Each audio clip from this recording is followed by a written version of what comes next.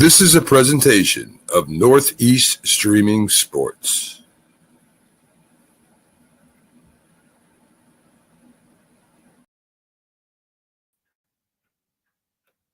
Hey, hello, my friends. This is the Start Spreading the News Yankee show, and here is the introduction. It just might be the greatest sports franchise in the history of sports. A place where legends are made, and there's always something to talk about. Get ready to immerse yourself in pinstripes. Start Spreading the News, hosted by Paul Semendinger and E.J. Fagan, a couple of doctors with a prescription for Yankee fever. And now, here's Dr. Paul Semendinger and Dr. E.J. Fagan. Get ready to start spreading the news. All right, here we go. A little technical glitches to start the program, but this is the Start Spreading the News Yankees show. Today is March the 24th, 2025, and tonight I'll be flying solo. We had a number of scheduling difficulties, mostly on my end, and so because of that, I had to pre-record the show, so any of the comments, I won't be able to see them. Obviously, we're doing this pre-recorded. We are not live. So a reminder that the Start Spreading the News Yankee show is brought to you by Artemisia Publishing. Artemisia is an outstanding publisher located in the good old United States of America. They have published 1 million different great books, including my wonderful novel, award-winning Scattering the Ashes, the wonderful From Compton to the Bronx, Roy White's autobiography that, of course, I wrote with him, the least among them, my award-winning Yankee book, and so many other books, including 365.2, Going the Distance, A Runner's Journey. Take a look at Artemisia Publishing at apbooks.net so that you can find the next great book that you love published by them. So again, this is the Start Spreading the News Yankees podcast, where we talk mostly about the Yankees. And of course, this is a big week for the Yankees. Today is Monday. The season opens on Thursday. And oh boy, what an amazing season this could be. You know, there is a lot of optimism about the 2025 Yankees. A lot of optimism. At the same time, there's a lot of reasons to be pessimistic. On Start Spreading the News, one thing you'll see in the many articles we publish, as you know, we publish no fewer than 3 articles every single day, a 6 a.m., a 10 a.m., and a 2 p.m. And now that the season's coming, there will be a game thread for every single game. And for most games, right at the end of the game, there's what we call the quick hit, which gives the score and just a little quick update on what may have happened in the ball game. But you'll see that we have a diverse collection of great writers on staff. And the beautiful thing about Start Spreading the News is that we all do not look at the team the exact same way.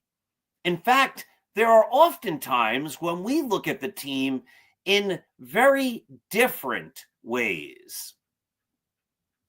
And as such, we have a lot of disagreement, all done politely, of course, because we are the kindest and most respectful Yankees site, probably any site out there. We don't accept insults and things like that. We don't accept swearing. There's all sorts of rules, as you all know. We can disagree, but we need to disagree respectfully. But anyway, there is the idea that this Yankee team could really be something special. They're like teetering on an edge, though, because for everything you can say that the Yankees could be great, they're teetering. They're just on the edge there. And for everything that could be great, could also possibly go very, very wrong. So let's take a look at the good and the bad. I thought about doing this a number of different ways. Here's all the good things. Here's all the bad things. But let's just take it logically, position by position, around the team. Feel free to disagree. And of course, as you know, this podcast then gets replayed on Start Spreading the News. So go at it in the comments on Start Spreading the News, especially where we get into some really rich discussions and debates, always respectfully. But a lot of great baseball talk happens there. So a lot of people are very high, very, very positive about the catcher, Austin Wells. They really feel that he is on the precipice of greatness. And when I hear all this, I think back to Thurman Munson. I'm not even thinking about Jorge Posada. I'm thinking Thurman Munson, which when he came up was just a bit before my time. I was alive, but I was a baby. So I didn't have any idea anything about what the Yankees were or Thurman Munson. But there just seems to be this great vibe like Austin Wells might be the next really transcendent Yankees catcher. And boy, I hope that happens. If he is, and a lot of people feel this is the year that he's going to break through, if he is, 2025 and going forward, but 2025 will be a lot of fun. Now, I've written I'm not a big fan of Austin Wells hitting leadoff, but I don't even want to have that debate right here, right now. It's just if he ascends to very goodness, I'm not even saying greatness, the Yankees will have themselves one heck of a catcher for a long time. And if he does that this year, that solidifies a very important position on the team, obviously. But this is where the teetering comes, right? Like you're on the edge. He's never played 125 games in a season. And last year, whether he was injured or he just wore down, he was not good in September and October. He was toast. So there's all the good things that people see in Austin Wells, and there's a lot great to see. But at the same time, it's not like he's an established star. He's a young kid. This is going to be his second year. And it might happen, but on the other hand, it may not. If Austin Wells doesn't become the great player or the very good player, the Yankees could be in trouble. I'm not even going to get into the backup catchers because there's no history there. We're just going to talk starters for the most part this evening. And I'm not going to go out on a limb today and say, I think this or I think that. My heart, my goodness, I want the Yankees to have a great year. So my heart says, yes, they're going to have a great year and all these good things are going to happen. That's what I want to happen. My goodness, I don't want to be sitting here every week on a podcast and writing articles for a blog 3 times a day, though not all 3 articles are mine, of course, but 3 times a day, lamenting how terrible the Yankees are. My goodness, I want the Yankees to go 162-0. Everybody knows I'm not the biggest Aaron Boone fan, but my goodness, I would love to be writing articles about how he became the greatest manager ever. He hadn't lost a game in 13 years as the Yankees win 13 consecutive World Series. Aaron Boone, I'd love to say, is the greatest manager of all time. And that's the optimism we feel as we get ready for the season. So I'm not going to say I'm down on Wells. I'm not going to say I'm up on Wells. I'm going to say that's the reality. Then we move to first base. Now, if we look at first base from last year, it was a disaster. And the year before, it was a disaster. I liked Anthony Rizzo, but it just didn't work. He was doing all right. He had that concussion. And from then, the Yankees got no production out of first base for a couple of years. So now they have Paul Goldschmidt, a solid veteran, supposedly one of the best guys in the game, and I think that kind of stuff also matters. I like having teams of players who are good people, who you can easily root for. And I think Paul Goldschmidt's going to be a guy we can easily root for. He's an old pro. He's a former MVP. He's a leader. I think it should all work out, and I shouldn't be making predictions, so I won't go there. It could all work out really well for the Yankees with Paul Goldschmidt at first base. If nothing else, they're going to get better production. They almost have to by default. You could almost put me out there, and I cannot field first base, and I cannot hit. You could almost put me out there, and they'd be better than last year and the year before. Goldschmidt, by default, is going to be better. So the Yankees have improved there. So there's not as much teetering there. I think he's solid.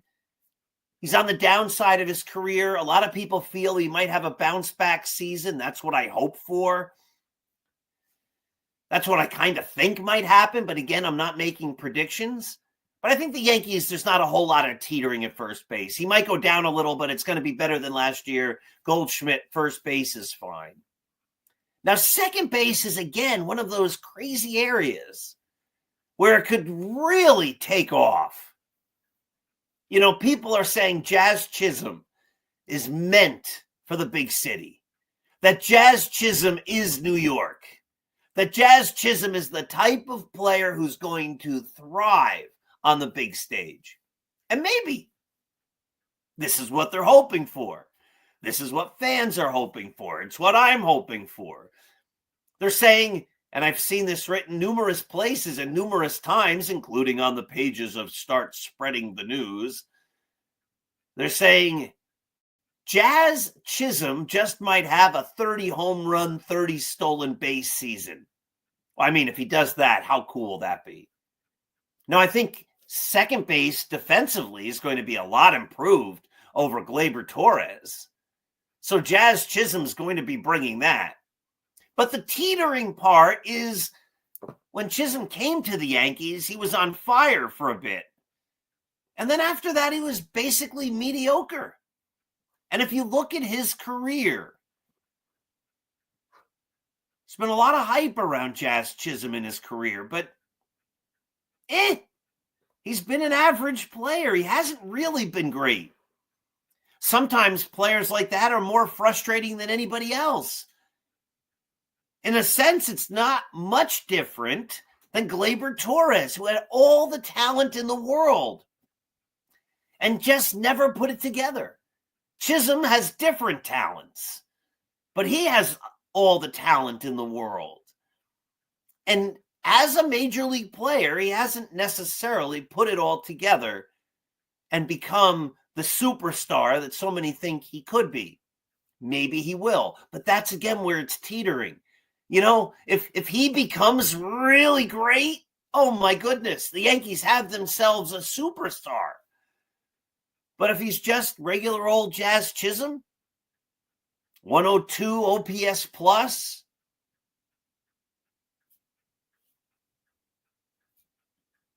then the Yankees don't have something special. Shortstop, Anthony Volpe. Oh my goodness, we have been waiting for him to hit. And some people think he will. Again, if he does, third-year player, he finally puts it together with his bat. He finally figures out how to be a consistent hitter. He's already a terrific defensive player. The Yankees already have an A defender at short, and that cannot be diminished. And that should not be something that people overlook and say, no big deal. No, it is. It's a big deal. A very big deal. But if he doesn't hit,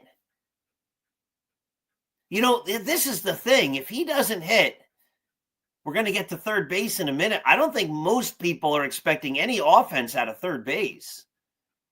And if Jazz Chisholm's just an average hitter, and if Austin Wells doesn't make it to be a full-time, everyday, productive catcher, and if somehow the Yankees ever put Trent Grisham in the lineup, and we didn't get to left field yet, but Jason Dominguez isn't anything proven yet.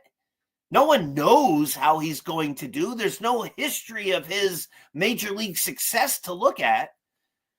This is that teetering point. There's a possibility that the Yankees are going to have a number of easy outs in the lineup. At the same time, and we'll probably get to this, that they have a pitching staff that might not be able to prevent many runs. This is the teetering thing. I mean, this could be the greatest season ever. This could be so much fun. All these young kids, all this young talent, Jazz Chisholm running all over the place, Anthony Volpe getting on base, running all over the place, Volpe and Chisholm up the middle playing great defense. This could really be fun. On the other hand, it could all go south really quickly. Is Anthony Volpe going to hit? That's an essential, gigantic, enormous question facing the Yankees this coming year. If he doesn't, and he's an automatic out in the lineup, that's going to be a problem, because I think there's the potential for lots of automatic outs all over the place.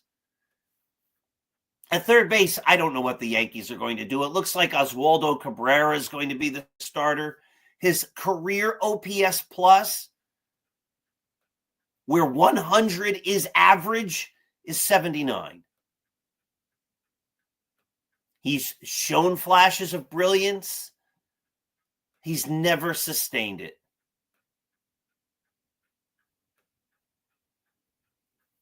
Can he play solid third base defensively? Probably.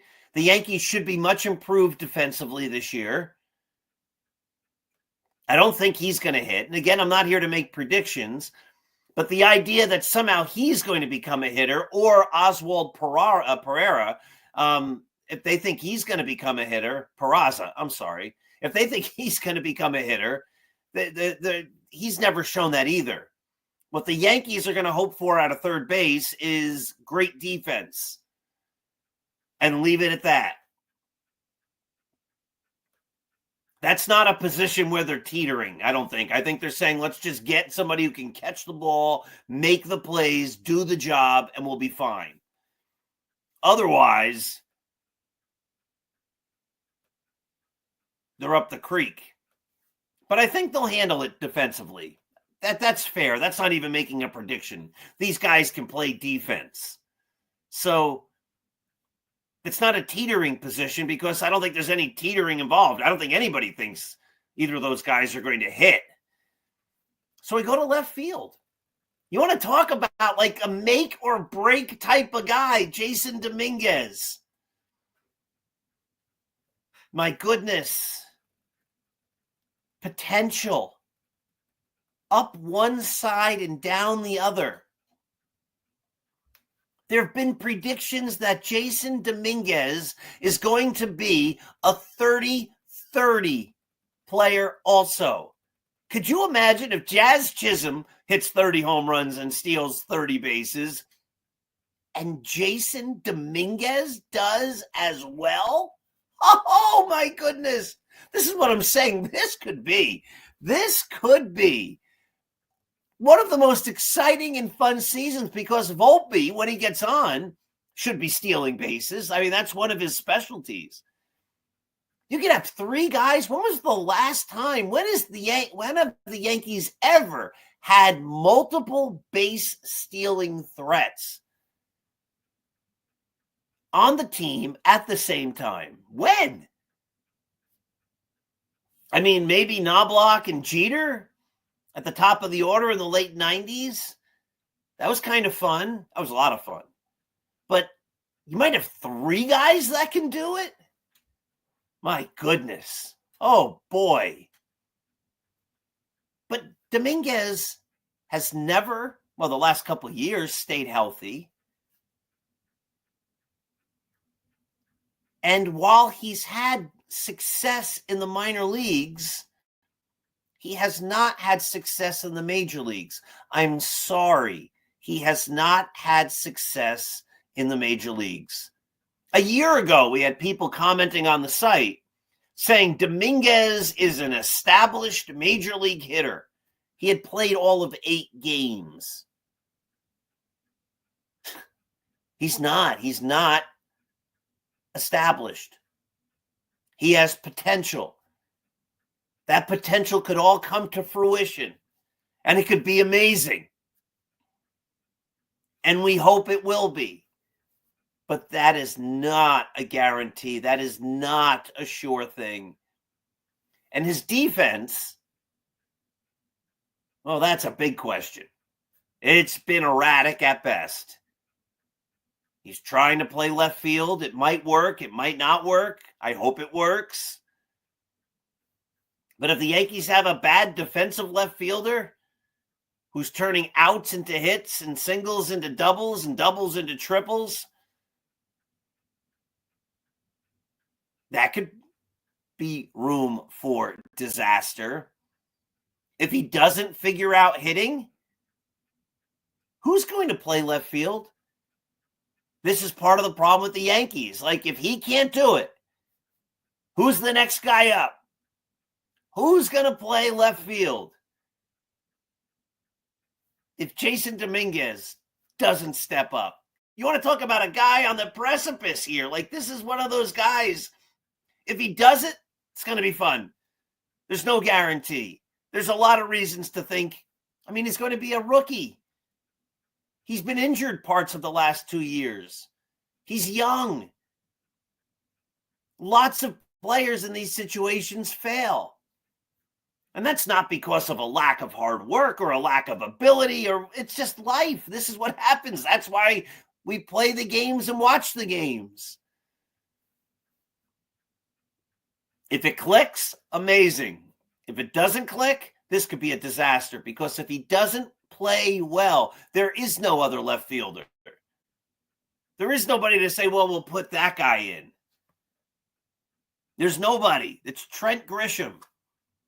And I'm sorry, I don't care what anybody says. Trent Grisham hasn't even batted 200. He hasn't batted even 200 since, I believe, 1942. Might have been 1936. I'm not sure, but the guy cannot hit. I don't care that he hits an occasional home run. When you're not even hitting 200, you can't be playing every day for a team that thinks it has World Series aspirations or thinks they might be able to win the pennant. No. But he plays great defense. I don't know. He didn't really show that to me last year. And I saw some plays, we talked a lot about this last year, where the hustle didn't even seem to be there. So if Dominguez doesn't do it, the drop-off from what Dominguez could be and what Grisham is vast. Because if Dominguez isn't it, that's really the best, in many regards, of what Grisham could be. So you got to hope on Jason Dominguez. And I think we are. This is what you do before a season. You get excited. You get hope. You fill with anticipation if everything goes right. But that's why I'm saying this is such a precipice year, because if everything goes right, it's going to be magic. But as much as you want to believe that everything can go right, the things could all go wrong at the same time. And this could be a disaster. And if it's a disaster, it's going to be a transcendent year for the Yankees. I don't think Brian Cashman can continue as the GM. I don't think there's any argument for him to continue as the GM if the Yankees have a disastrous season. And I don't think Aaron Boone can remain the manager. Everything could change in an instant if this is a bad year. But if it's a great year, we could be seeing, like parades for Brian Cashman. And I've been clear about my feelings on Brian Cashman. I think he was a great GM. I don't know if I know he hasn't been a great GM these last numbers of years. There's debate on whether that's Cashman or Hal Steinbrenner not opening up the pocketbook enough. But part of the reason Hal doesn't open up the pocketbook is because the Yankees spend a lot wastefully. And that's on Brian Cashman. If your boss tells you have a $300 budget and you spend a lot of it on stuff that's not great, and then you say, I need more money because I need to get better players, the boss just might say, I gave you the money. I gave you free reign to do what you needed to do within $300. I mean, for the Yankees, it's $300 million, but the point stays the same. You wasted it. There's an argument where, I don't know, you say, I'm going to pay Aaron Judge $300 million a year. And that's your whole budget. You then can't say, well, I need more players because I got Judge. So the Yankees this year will be Judge and 24 other guys who are paying nothing to. I mean, it's an absurd example, but you get the idea. You can't then say, I'm paying Aaron Judge $300 million and I need more. If the boss gives you only $300 million, you got to figure out how to make that work. And I think they're still paying some of Aaron Hicks's salary. They paid Josh Donaldson 20-something million a year for a couple years.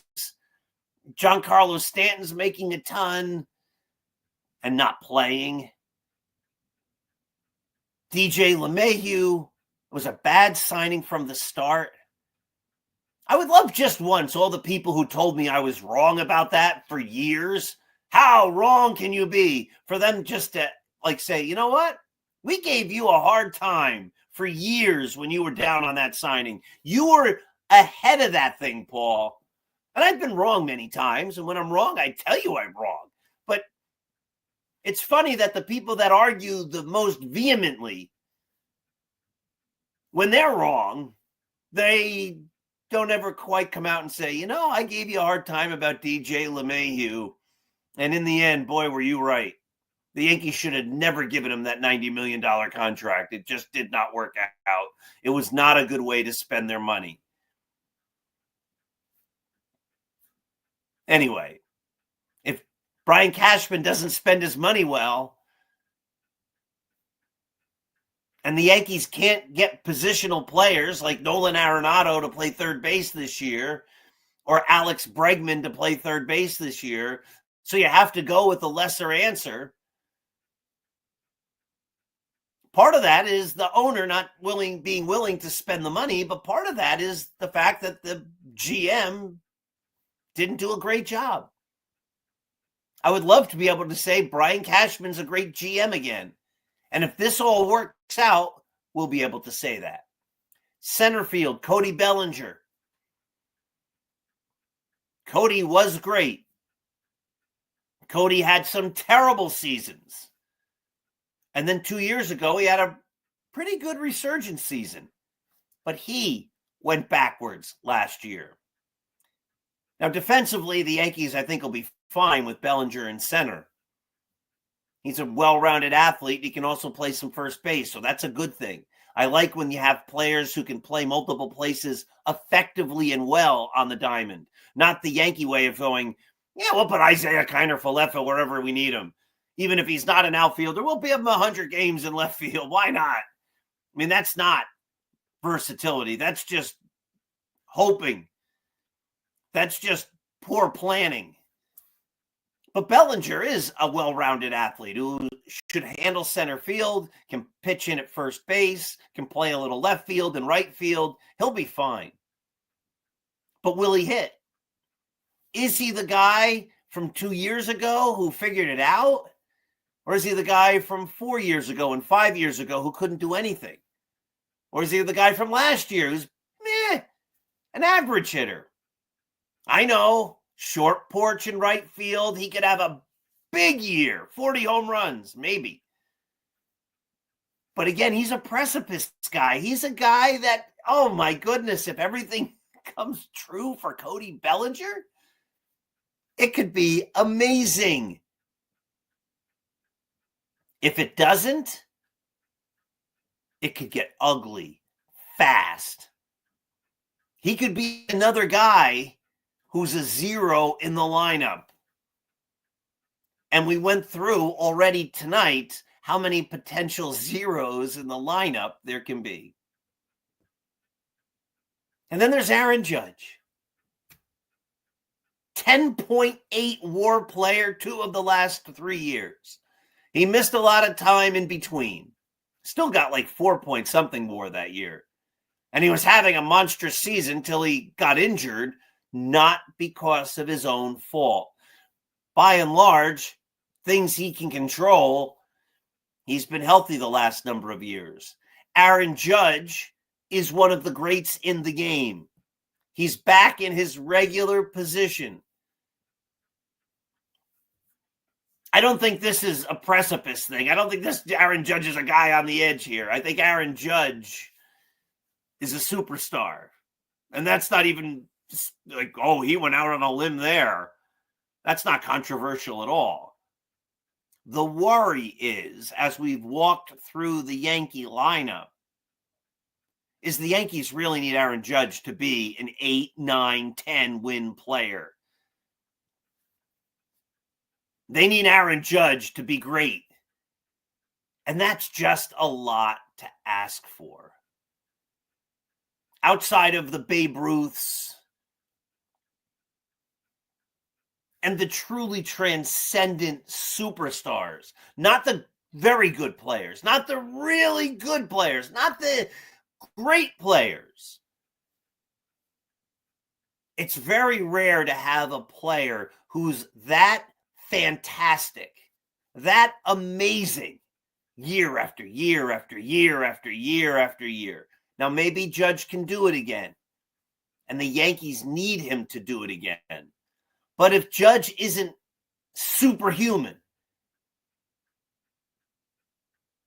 the Yankees could be in trouble.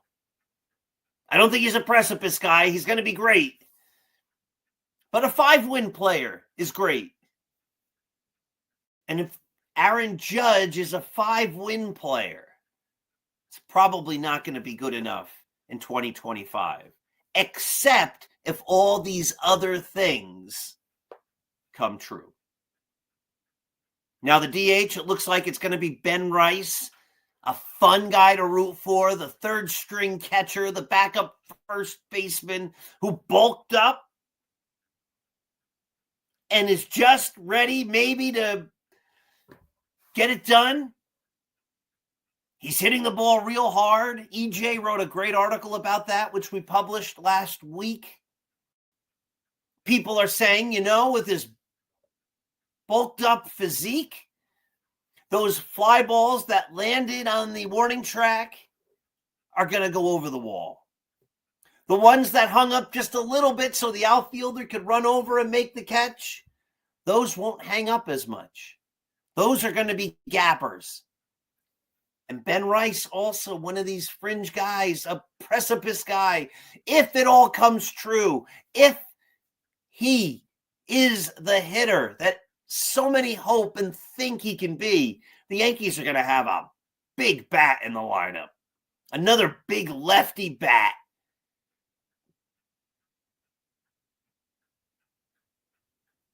But he, after coming on strong last year, also fell apart in grandiose fashion. He's no sure thing. So the sure things for the Yankees, Let's think about it. Volpe will play great defense.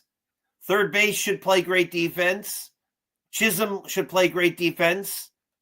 Goldschmidt will be an all-around professional, better than average player. Judge will be a better than average all-around player. I mean, a very, very good player, but maybe not super duper upper stratosphere great. Bellinger should play great defense. If that's the best that the Yankees get, it's going to be a sad and ugly and disappointing year. If it's more than that, it could be magic. And that's why this is sort of fun.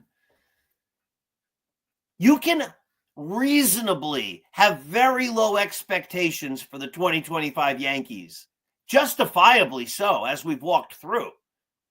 But at the same time, you can very reasonably have very, very exciting feelings and thoughts and hopes and prospects for the 2025 Yankees. And you have every reason to be that excited. The talent, the potential is there for this to be a magical year. Now, the starting rotation, is scary. Max Fried. Last week, I was talking about Max Fried on this show, and EJ talked me off the ledge. He said, Paul, he is a true ace. Don't worry. Carlos Rodon's your 2. Marcus Stroman. Will Warren. Carlos Carrasco. That's the rest of your rotation? Oh, my goodness.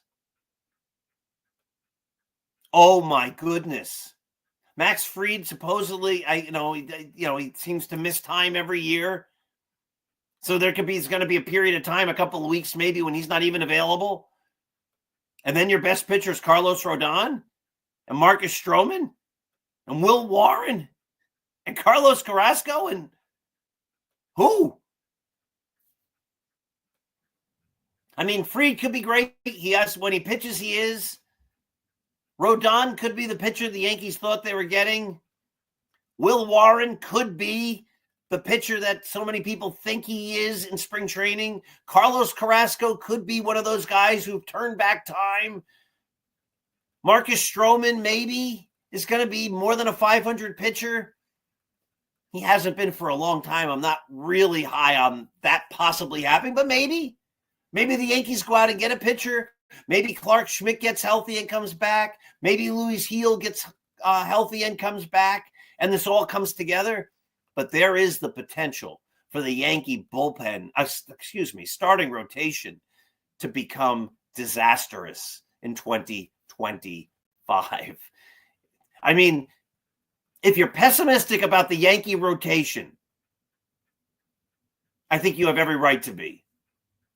If you are excited about the Yankee rotation, I think you're probably reaching for straws. I think you're living in a land of hope.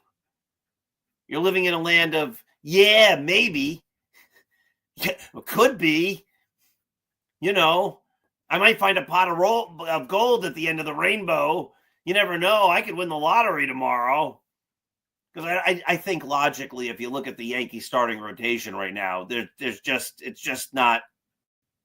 Carlos Rodon has never really put together a great season for the Yankees or even a very good season. He's been erratic at best. Sometimes looks okay. Sometimes looks kind of pretty good. Marcus Stroman was terrible in the second half last year. Will Warren has never had success above AA. Clark Schmidt's hurt again. He's hurt a lot. Carlos Carrasco hasn't had a good year, not counting the COVID year since like 2018. Sure, pitchers come back, but and he was hurt and he's going to be better and all this kind of stuff.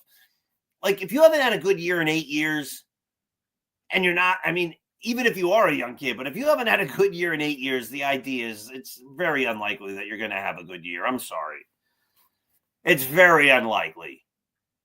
To hope that all of these guys turn it around and become solid big league pitchers who can help anchor a rotation all at the same time is really living in a world of wishes rather than reality. Could it happen? It can. Could the Yankees improve defense behind these guys? Make things better? It can. Do miracles happen? They do. Is it likely? It's not.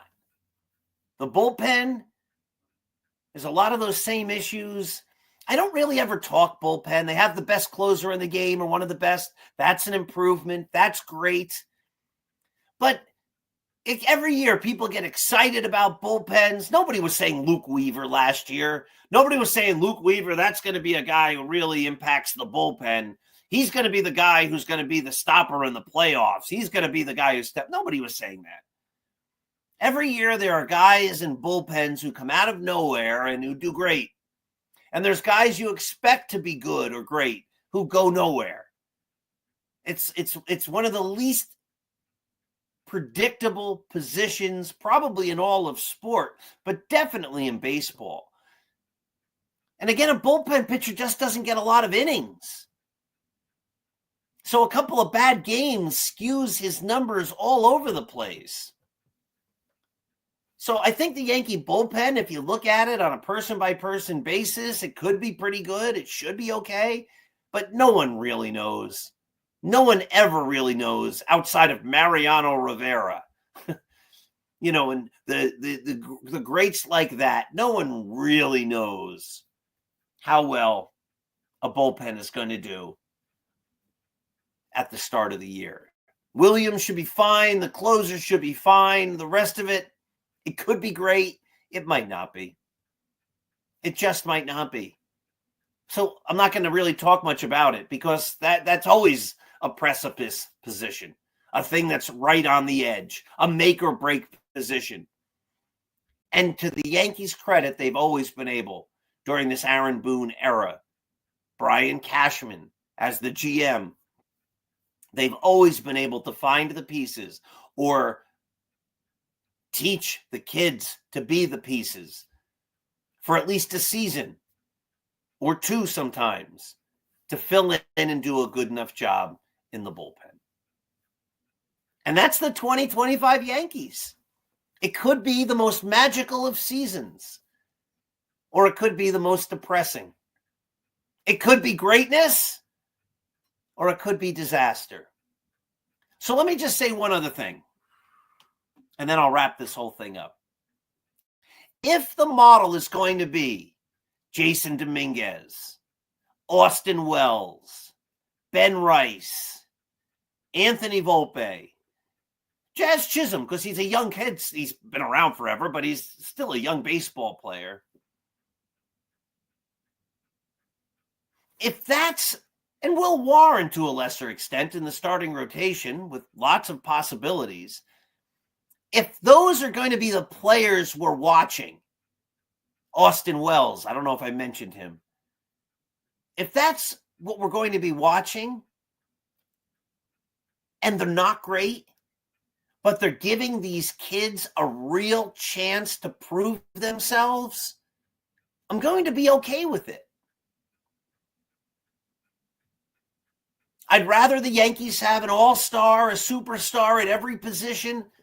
I'd rather they have Gehrig at first, Lazari at second, Ruth in right, Mariano closing, Reggie as the DH, Mattingly as the backup behind Gehrig, Nettles at third, whatever. I mean, Jeter and Rizzuto handling shortstop.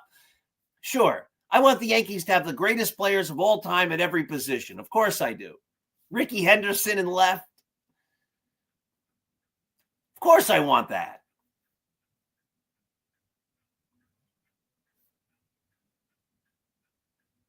But that's dreaming. If the approach is that they can't get an all-star, a superstar for every position, if they can't have Vlad Guerrero at first base and Juan Soto in right field and Aaron Judge, I guess, in center field or whatever, Soto as your DH and Judge in right field and Shohei Ohtani and Yamamoto on the mound and whatever, JC Real Muto catching, if they can't have an all-star at every position, which is what I would always hope for,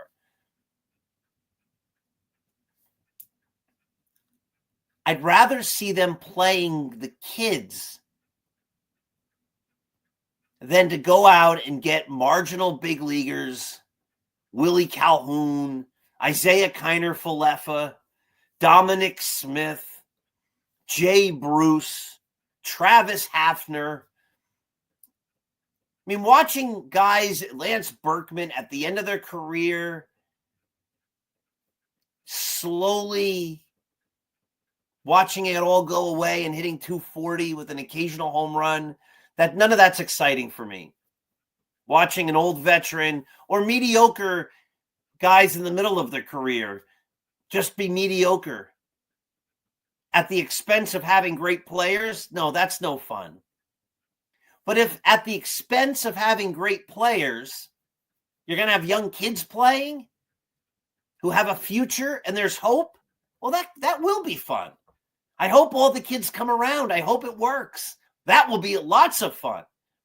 But if they don't, and if they at least use 2025 as a year to let the kids prove or disprove themselves to a large extent, well, okay, I can have fun watching that. I can't have fun watching them playing guys like Isaiah Kiner-Falefa in positions where they don't belong, or guys like Aaron Hicks not hustling, or guys like Josh Donaldson getting everybody mad, or guys doing dysfunctional things in the clubhouse. That's not fun to watch. That's not fun to be a fan of.